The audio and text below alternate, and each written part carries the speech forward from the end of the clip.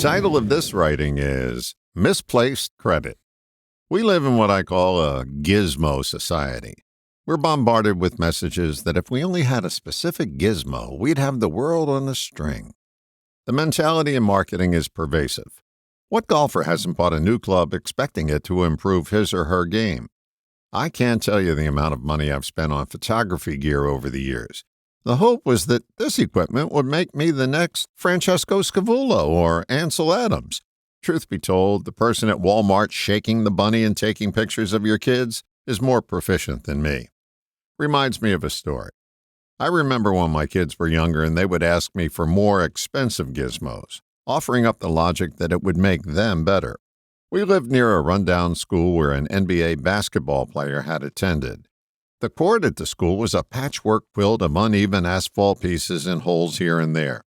I said, if Ernie D could learn to play basketball on that court, you can learn to be better with the current equipment you have. A new gizmo will not make you better. It's always how well you use that thing that gets you the results. We have this notion that what we need is outside of ourselves. That's misplaced credit. Reminds me of another story.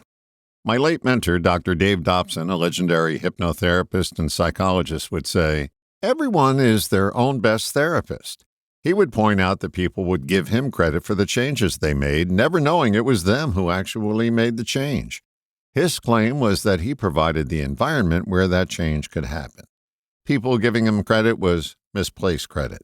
The ability was always within them, yet they ascribed all the accolades to him. I have this friend who's a perpetual student.